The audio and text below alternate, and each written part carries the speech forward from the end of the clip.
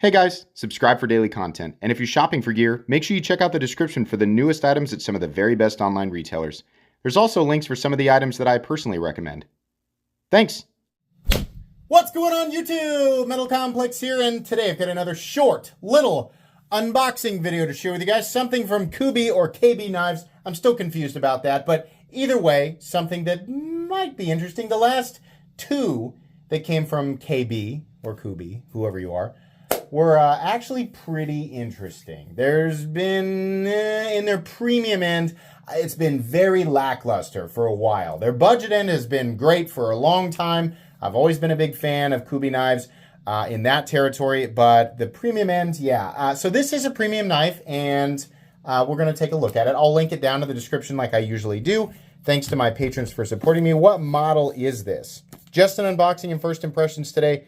KB377B, M390, and titanium and camo. Color is watermelon sugar. Okay, interesting. I don't know what that means.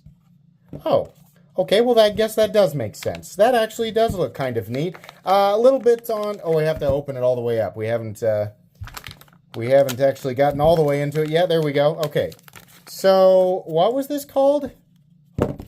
This was the... God dang it. There it is. Yeah, KB377B. Sometimes these Kubey knives have actual names, and sometimes it's just a series of numbers and letters. You guys probably know my thoughts on numbers and letters, and if you don't, I'll tell you, I hate them. I hate them when it comes to knives. Call your knife something, even if it's been called that many times, right? If the name for your knife is called the Hawk, right, or the whatever, the War Dog, or, just like common knife stuff. I don't care if there's 20 or 30 other knives that have the same name. It doesn't matter. But it allows us to attach it to something in our memory versus KB429664 potato, gray, blue, green. Like, why? Just call it something, right? I do like this. This is like 80s neon camo carbon fiber. And I'm sure that there are a bunch of different people making this stuff, different distributors, right? They obviously have somebody in China over there that's making this stuff. And then I think I've seen some USA suppliers that do the same kind of thing too. But I think the neon stuff looks pretty good. A lot of times with like the colored carbon fiber, the color just wasn't vibrant enough to make a difference. My favorite carbon fiber that I've ever seen is the Techno, it's the Techno Carbon on the Shirograph F3NS, like the special edition. It came with like the blue Technicarbon, and it was really vibrant, very, very bright, like almost a neon. And so, if you don't prefer colored carbon fiber, I think that's perfectly fine. But if you do, this more vibrant stuff, I think is actually really, really nice. An okay job. Well, there's a couple. I wonder if this is intentional. Yeah, this side looks quite a bit better than this side. And is this raised intentionally? We also have a few fibers sticking up out of here. I don't love that. And I also don't like that we have a big gap over here, no gap there, and we have another big gap over here. If you're going to do this, this isn't necessarily, honestly, around here is the most complicated area. And it doesn't look nearly as bad. People are going to point out there's voids. And any carbon fiber is going to, you're going to have some of this stuff is going to be perfect and some of it isn't. That's just nature of the beast. I'm more concerned with the transition from titanium to carbon fiber air, so I don't love that. Access to that opening hole is, it's not bad.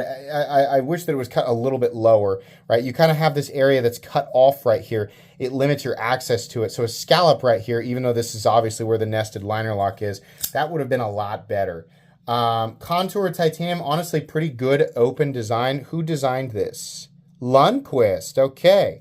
Yeah, something right here, or just the frame cut lower so that we have better access, right? Like you have access from the front, and that's fine. But given that it is a hole, you will have people reverse flicking it, right? So this is actually for a, just like a thumb deployment knife. This is actually pretty good. Reverse flicking it, you can do it. You got to dig at it a little bit. It's just, I'm not going to say it's bad. It's just slightly annoying. Nice big open ergonomic profile here. That's nice. We've got knockdown edges. That's also nice. Contour titanium. Titanium backspacer. Titanium pocket clip. We've got a little thing under there. come out. Well, it won't. But anyways, you can take that out if you decide to pick this up. The bill is very pronounced. It's almost needlessly pronounced. Probably made more so pronounced by the fact that it is, we're going to use something to get that out of there, that it's resting on top of a fairly thick, there we go. That thing didn't make that much of a difference. It's still pretty pronounced, right? Truthfully, though, I think it's more visually pronounced than anything. Truthfully, it doesn't really bother me all that much.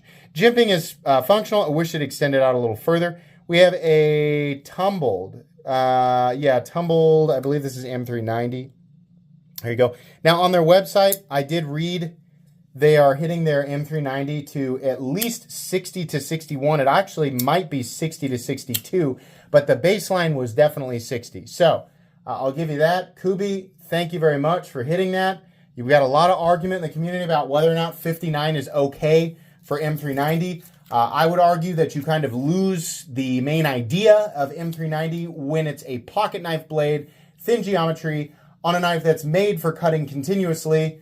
The whole point of M390 is a good ratio of potential edge retention and corrosion resistance. So by making it softer, you pull away from that idea. Even if you do get increased toughness specifically for M390, that element is useless on this type of knife. So I really appreciate that you're hitting it between 60 and 61, at least maybe even 60 to 62, which most people are going to tell you is absolutely optimal for this size of blade. But yeah, now I also know that this is a pretty expensive knife. I do like that it's a nested liner lock instead of an exposed frame lock. I don't think that's titanium. I think that is steel. Yes. So, okay.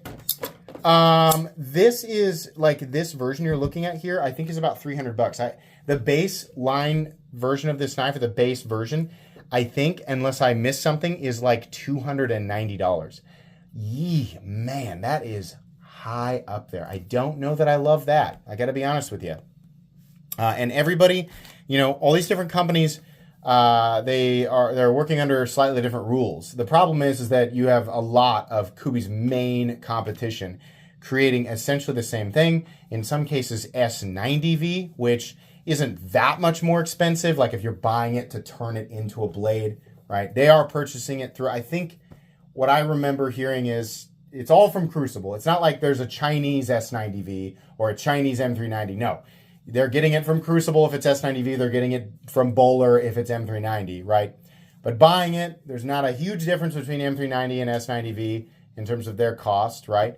And I don't think that they cost a whole lot. I doubt there's any difference in cost when it comes to heat treating it, right? But S90V does cost a little bit more, definitely. So when a lot of your competition is making titanium and S90V for like 200, right? Even if it's a little plainer, it's hard. It's hard for some people to justify that. Now, my main issue here with this is the sloppy inlay stuff. In 2024, like this is something that I would have like kind of cringed at back in 2016, 2017, right? That would have bothered me there. I don't love this at all in 2024. This should essentially be perfect, right? Most companies have this kind of thing figured out, even on super inexpensive knives, right? The action is good, definitely, and it is easy to manipulate, and I think it'll make for a good tool. It's just really hard for me to accept that price tag, So, okay, I'll carry this, use it for a bit, and bring you guys the full comprehensive review. First impressions, honestly, price, too high. Inlay work, not great. Everything else, fine. That's going to be it today, guys. Please make sure to follow me on Instagram at metal_complex. If you enjoyed this video, leave a like. If you'd like to check out my other content, I do, of course, have lots of videos of knives that are either expensive or inexpensive that I do or don't like, so check those out. And if you enjoy all my content, go ahead and click on that Metal Complex logo right there and subscribe because there's definitely more coming. Thanks again for watching, everybody, and have a great day.